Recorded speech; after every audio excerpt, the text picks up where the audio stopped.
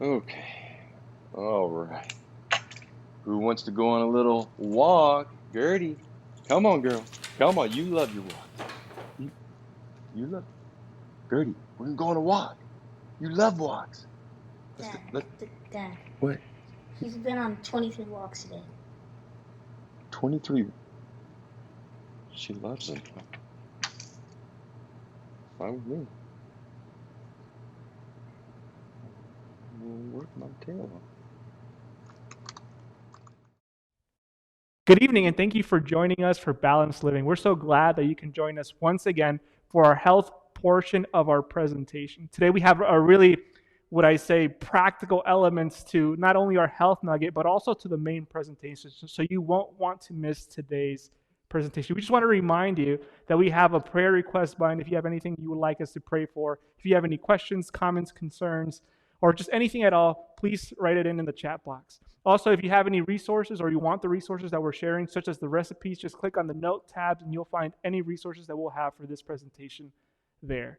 So today's, for the Health Nugget, we have someone who's not only our teacher here in our own academy, but he's also, I would say, this gymnastics leader there, or director. I don't know how he would want to title himself, but his name is Tyler Mathis, and he's here joining with us to talk about exercise and the importance of it. So welcome, Tyler.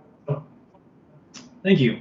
So how would you like to title yourself? I didn't really know how to go with, but I know you go with gymnastics. I know you're helping out that in the academy. Yeah, so I teach the math, but when I'm on the gym team, it's usually the gymnastics coach is fine. Gymnastics coach, that's probably a good title for it. But hey, thank you so much for taking your time out of your day to help us with this. And what would you say is the importance of exercise just in general? Staying healthy and fit, I mean, it definitely helps you fight off disease and overall gives you a better quality of life, in my opinion. On the gym team, at least, when you are in better shape and stronger, everyone is safer. So that is so true. So I mean, with quarantine, I know a lot of us have just been home, couch potatoes and all that. Not much going on. But what would you say is some things that we can do from home that can help us stay relatively active? Yeah, so with the quarantine, obviously I want you to stay at home, but it doesn't mean you have to stay inside. So I would always encourage you to get outside and go for a walk, or go for a bike ride, wherever you can. Try and get some cardio, and if it's walking or running in your neighborhood, if that's a possibility for you. If not, maybe you have an exercise bike or something like that that you can have at the home. That would always be positive, and especially just getting outside, even if you're not exercising outside. Getting outside, getting some vitamin D, it's been shown to have positive effects for COVID patients. So that's something you can do as well. As far as a strength exercise that I would highly recommend would be a push-up of any kind. I know it's something basic that probably you've learned or most people know for a long time, but there's a lot of variations because some people say, well, I can't do even a single push-up, but you can make it really, really easy to where anyone can do it, and then you can make it even really, really hard so that someone who thinks that push-ups are too easy can also be challenged. Something that my dad, who is 68 right now, he does 100 push-ups a day. So age is not an issue either. So anyway, so a couple different ways you can modify it. If you think that push-ups are too hard, just simply leaning against a wall and doing a push-up like this. And the further you go away from the wall, the harder it gets. The closer you are, the easier it gets. And that's if you can't do a traditional push-up on the floor. And then from there, you could go to the floor, go to your knees, do a modified push-ups here. I think the camera can still see me. And then do it here. And then obviously the traditional push-up on your feet, on your toes, down just the floor and up. And then if that's too easy for you, obviously you can do more and more, add reps. But if that's too easy for you, you want even more of a challenge, you can put your feet up on a higher surface, and that'll add more weight to your arms. So if you're used to going to the gym and right now your gym is closed, this is kind of substitute as a bench press, if you will. And put your feet up onto a surface and then do a push-up, and that adds more weight to your upper body. That's good for your shoulders, for your pecs and your back. And then obviously doing sit-ups, I'm out of camera, doing sit-ups and other core work would also be positive as well. Awesome. Thank you so much. Maybe at some point we could do that one-handed push-up, right? But hey, Yeah. thank you so much for taking your time. I didn't know if there was any other thing that you had in mind, but we really appreciate you taking the time to be here with us. Absolutely. So, as you have just heard, I mean, there's different ways that we can stay active, different ways, and we were on different levels. And as you heard, age is really should not be an excuse for us not to be active. But we do hope that you're getting out there, walking, exercising, enjoying this time that we do have more time to really take care of our bodies, at least, through the aspect of exercise. And today's presentation it goes along this because it's not just about exercising, but also about what we put into our bodies, about nutrition. And today we have with us Mary Ann Smith, who's been, working with food and nutrition for over 35 years. She enjoys, being with her grandsons, making recipes, and she's going to actually show us practical ways in which how we can cook to really have a better health. So stay with us and enjoy this presentation on nutrition. Hello, and welcome to this segment where we will discuss two of my favorite topics, nutrition and putting nutrition knowledge into practice in the kitchen. For centuries, cultures around the world have used food for health and for medicine. In our own land, Native Americans discovered the dandelion plant could be used as a diuretic, that the willow tree had properties to prevent infection in wounds. Hawaiian healers view food as medicine, along with clean water and fresh air. In 2500 BC, Chinese herbalists wrote about grasses and herbs that benefited health. 5,000-year-old clay tablets were discovered in modern-day Iraq, inscribed with plant recipes for medicinal purposes. But the earliest record of nutrition advice is actually found in the first chapter of the Bible, where we read in Genesis 1:29, "Then God said, I give you every seed-bearing plant on the face of the whole earth, and every tree that has fruit with seed in it. They shall be yours for food." Though God gave us this information centuries ago, it wasn't until the 1950s that researchers actually identified substances in foods that have protective properties. They named them phytochemicals, phyto meaning plant and chemical meaning substance. Today you sometimes hear them referred to as phytonutrients as well. These naturally occurring substances turn out to be the plant's defense system that protects it from viruses and bacteria and stressors like drought. It probably shouldn't surprise us that a loving Creator God would put within the plants He created properties that protect the health of the people He created. Phytonutrients contribute to the plant's color, taste, and smell. Think of the deep color of blueberries, the bitter taste of Brussels sprouts, and the strong odor of garlic. Each of these foods are rich in phytonutrients. Though thousands have been identified, researchers speculate that likely many more will be discovered. And plants don't have just a single phytonutrient. They have a complex mixture of these compounds. So what do phytonutrients actually do when humans ingest them?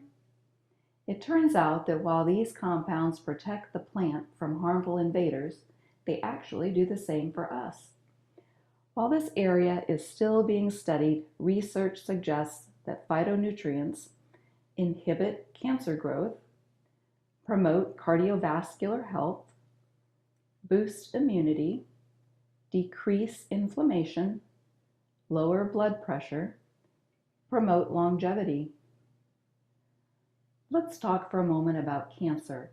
Most of us have either experienced cancer or know someone who has. In 2019, cancer was the second leading cause of death in America. While you should always work with your healthcare team if you are fighting cancer, strong evidence suggests that there is something you can do to fight back. Studies show that a diet with plant foods helps lower the risk of many cancers, perhaps by 40% or more. Let's take a look at various plant groups and see how their phytonutrient content benefits us. Legumes are dried peas or beans like lentils, black beans, garbanzo beans, split peas. They contain compounds that protect cells from genetic damage and may slow tumor growth.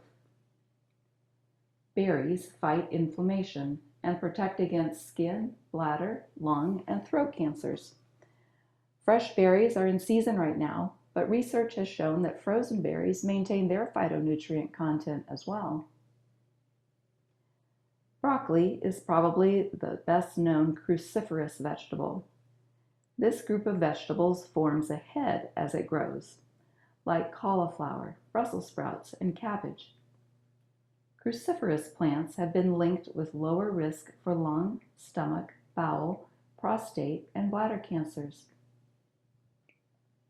Dark leafy greens protect against multiple cancers and boost immunity. Some examples are kale, spinach, romaine, and collard greens. They can be added to soups, eaten raw in salads or sandwiches, and even blended into smoothies. These red fruits and vegetables protect against reproductive cancers and may inhibit cancer cell growth. Whole grains are foods like whole wheat, quinoa, brown rice, millet, and bulgur. Many studies have shown a lower risk of cancer overall in people who are high consumers of whole grains versus those who are low consumers. So now we have a basic understanding of a very complex subject, but I think it's enough so that we can move on to the part of how do we include more whole foods into our meal plans. Before you head to the grocery store, you may need to get organized. Determine which plant foods you enjoy eating. Make a list. When you get to the grocery store, spend the majority of your time in the produce section. Of course, don't forget about nuts and seeds, legumes, and whole grains.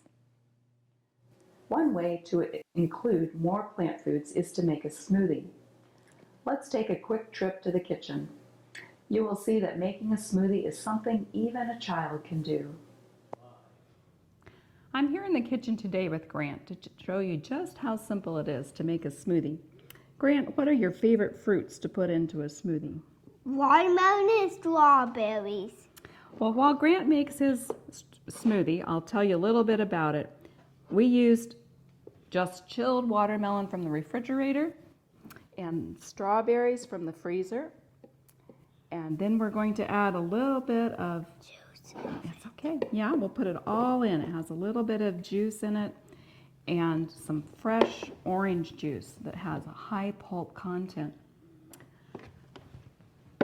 Only 3 things you need are a blender, fruit, some liquid, and it's ready to go. All right, Grant, turn it on and let's make a smoothie. Hold down the button a couple more times. All right, what a pretty color that is. Let's put it in our glasses and try it.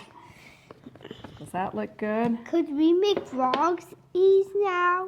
All right, let's try it. What color straw would you like? Color straw is 0. All right, let's taste our smoothie and tell me what you think. Yeah. What do you think? Good. And that's all you need, folks. Just a blender, some fruit, and some liquid, and enjoy a smoothie together. While Grant would have watermelon and strawberries on his shopping list, smoothie flavors are only limited by your taste buds and what's in your fridge and freezer. Here are some other phytonutrient-rich combinations you might want to try. But how do you make a heartier meal with phytonutrient-rich foods? One bowl meals are a good way to start. Choose a whole grain and add toppings. Here's a quinoa bowl I built. The cooked whole grain goes on the bottom. Then add the vegetables you enjoy. I top this bowl with tempeh, a protein-rich soy food with a firm texture and nutty flavor. I prepared all the toppings in the same skillet for easy cleanup. I used a non-stick spray, a touch of olive oil, a pinch of salt, and plenty of mixed onion and garlic for flavor. I like to remove the veggies while they still have a little crunch. Let's go on a quick field trip to visit my friend Chris. She has another great idea for a one-bowl meal. Hi, Chris. Hi, Marianne. Come on in. Chris, thanks for inviting us to your home today. Tell us what you like about the mujidra recipe. Oh, we love Majedra. To serve it when we have a group of people coming over. This way, everybody can put what they want together, the combinations, and put it in their bowl. And we really enjoy the part that I like, I should say, is the lemon dressing that goes on top. Just brings out the flavor that's in the lentil stew. And I'm going to show you today how to cook the lentil stew and combine this recipe. Well, we're excited to learn how to make this recipe. Why don't you get started? Okay, one thing that is important to make sure that you start your rice. Whenever you cook brown rice, it takes a bit of time. I use my rice cooker, and it'll take up to an hour and a half sometimes to cook, depending on how much you have. And so what I do is I just open up, measure 1 cup of brown rice to 2 cups of water is plenty for average 4 people. And then you can multiply and get a larger volume. We like to use brown rice because it has, we have discovered, my husband is type 2 diabetic, and white rice just makes his blood sugar spike. Brown rice doesn't, because it takes longer for the body to process it. And we've been learning that brown rice actually has more phytonutrients in it than the white rice, because the phytonutrient content is in the bran. And when you take the bran off to make the white rice, then you've lost that component. They're going to go into my pot. Wasn't it easy? And we'll just set that back over here. The next thing that's going to go into making the stew is going to be different vegetables. There are 2 big carrots that are chopped up. I already chopped them and just put them in. And I like to use nice big Vidalias. I have a trick. If I spend a little bit more and I get my Vidalias, I can cut off both ends, toss them away, clean my onion, take out the outer peelings, chop, and I never cry. Here, this is ginger in its fresh form. And this is how we buy our ginger. We buy it with great big bulbs. We like to go to ethnic stores. We'll have it, like the Asian store that's down by Castleton. I have seldom find the big pieces like this in the regular grocery stores, but you do find them. What I do is I break off the little knobs like that. Just snap it off. And then you start trimming it. I've seen on cooking shows where they take a spoon and clean it like this. It's all a matter of choice. You just clean off your garlic, your ginger, just clean it off. And I'm not going to, for our demonstration, I'm not going to do that piece. I will actually use it later. But I'll show you, ginger has a grain of fiber that goes one direction. And if you take your knife and cut and slice down across that grain, you start breaking up the fibers. It makes it easier to digest, and also makes it easier for you to chew. And you just make a little pile of 3 or 4 pieces like this, and julienne them, making strips, take and turn it, and chop, and you got little diced up ginger. And voila, it's ready for the pot.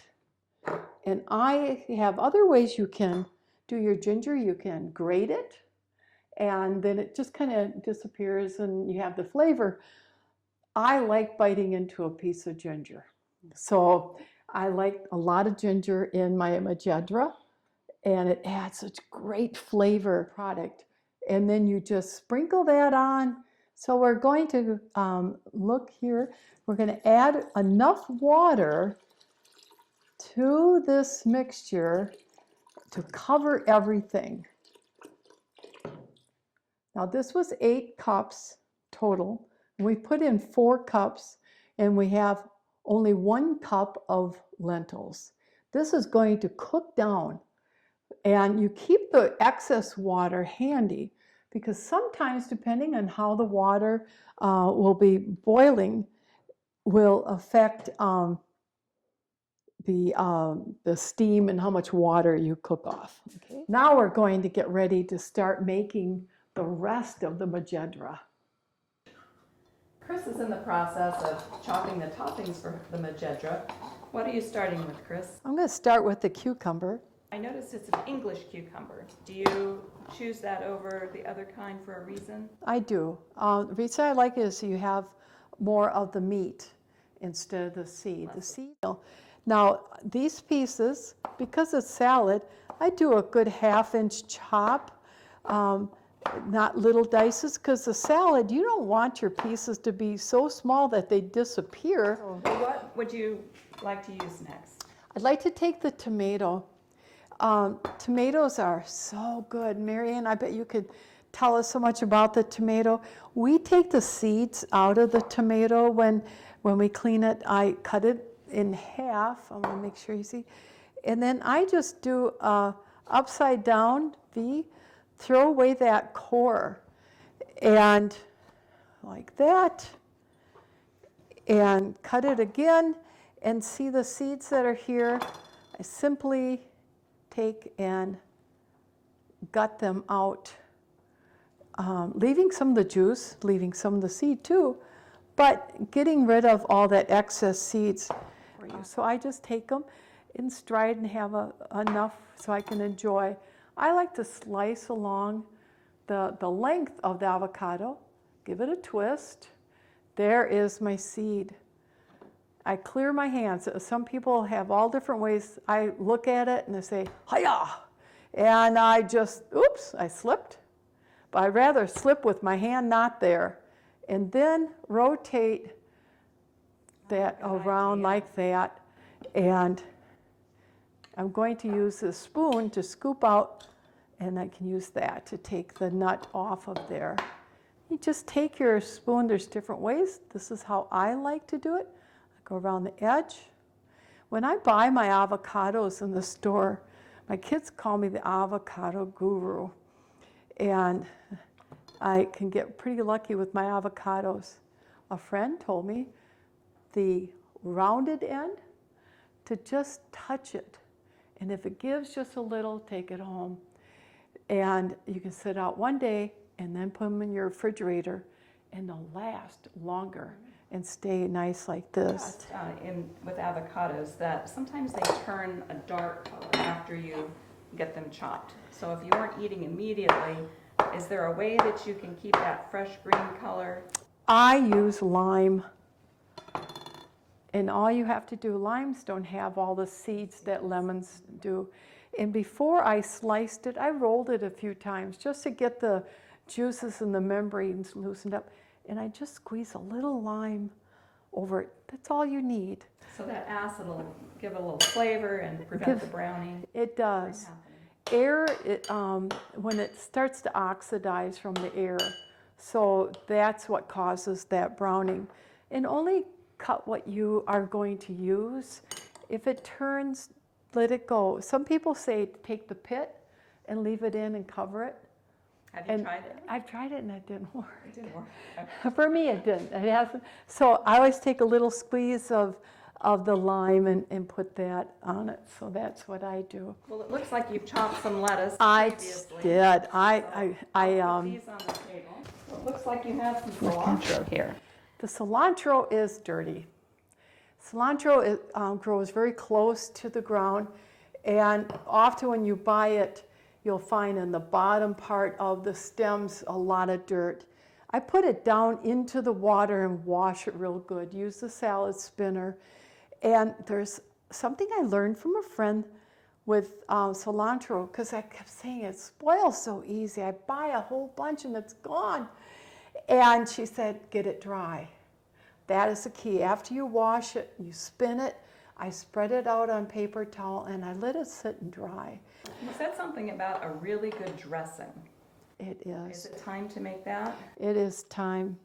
Marianne, I never thought that I would really like a simple, non-sweet, non-creamy dressing until I tasted this, and it's so good. All I do is olive oil, a lemon, a little bit of Himalayan salt, and you do equal part of the lemon juice to olive oil, and you put some of the salt in there, just enough to kind of season a little bit. Remember earlier when you said to me, what do you really like about Mojedra?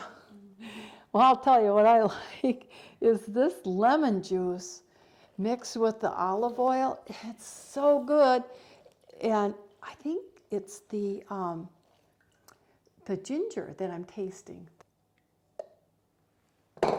Look at it. Okay, I've got that much.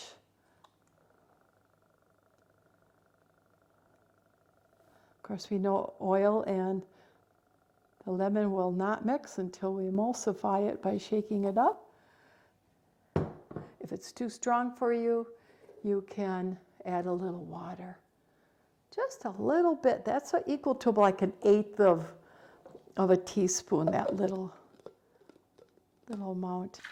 And Marianne, if you don't mind, see how creamy that turned out? It's just a beautiful, beautiful dressing. Lovely.